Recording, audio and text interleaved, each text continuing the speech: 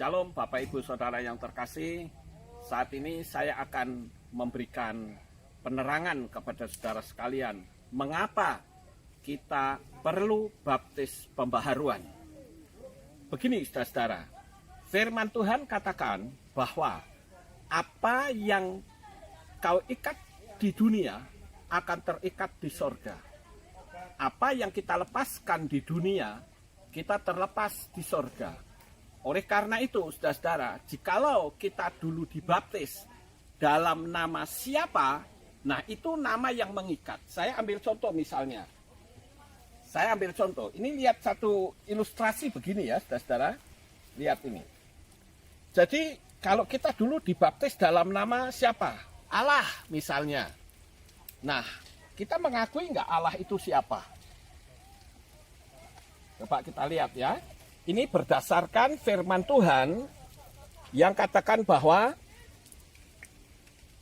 dalam nama Allah Bapa, kita tahu bahwa Allah itu adalah nama, bukan sesembahan atau generic name, tetapi personal name. Nah sekarang, kalau kita lihat, saat kita dibaptis dalam nama siapa? Nah, ini ada ikatan, saudara-saudara. Bentar ya.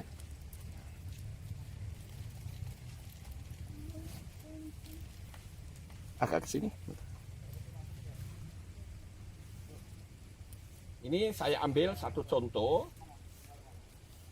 ya, bahwa ketika kita dibaptis dalam nama siapa, nah di sini kita akan lihat. Coba lihat, saudara-saudara. Bisakah dia melepaskan diri dari ikatan ini? Tidak ada yang bisa. Dan mereka berdua semakin berusaha melepaskan diri akan semakin sulit. Misalnya, dia dibaptis dalam nama ini, maka dia akan selalu terikat. Nama itu akan selalu mengikat. Seandainya dia ini meninggal, dia akan selalu ikut.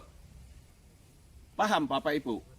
Oleh karena itu harus dilepaskan supaya firman Tuhan tergenapi. Apa yang kau lepas di dunia akan terlepas di sorga.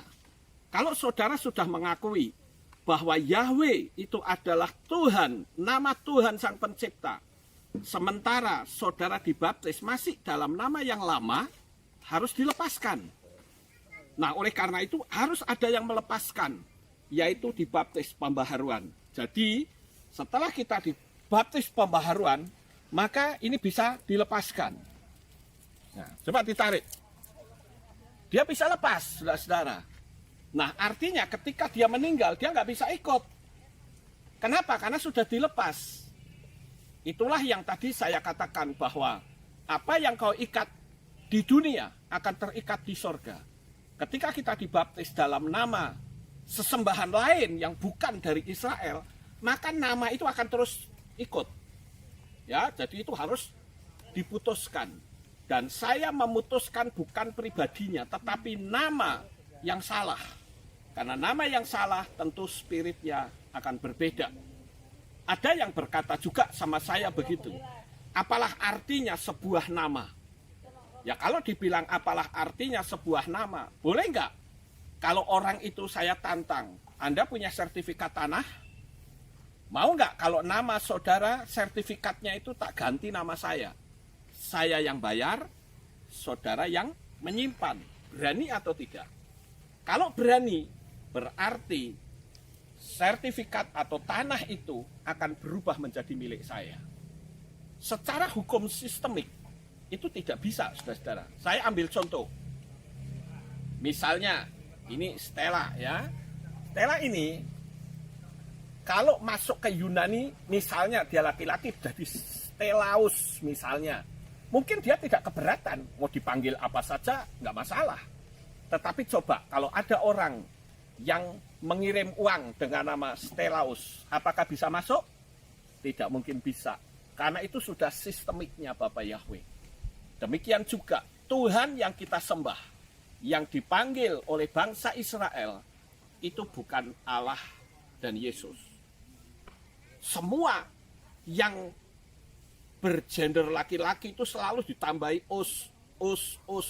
Sakai jadi Sakeus, Matai jadi Mateus, Yakob jadi Yakobus. Kemudian apa? Saul jadi Saulus, Yesua jadi Yesus. Us-usnya bukan nama, harus kembali ke format yang benar, karena itu adalah hukum sistemiknya Bapa Yahweh. Kenapa saya katakan kita yang sudah percaya kepada Bapa Yahweh harus dibaptis pembaharuan. Terlepas saudara percaya atau tidak, tetapi inilah hukum sistemiknya Tuhan yang tidak bisa dirubah. Demikianlah Bapak Ibu Saudara, agar supaya saudara yang sudah percaya kepada Bapa Yahweh bisa dilepaskan dari ikatan yang lama, sehingga nama saudara akan tertulis di dalam kitab kehidupan. Inilah yang saya bisa sampaikan. Bapa Yahweh memberkati saudara sekalian. Sukses besar untuk saudara. Haleluya.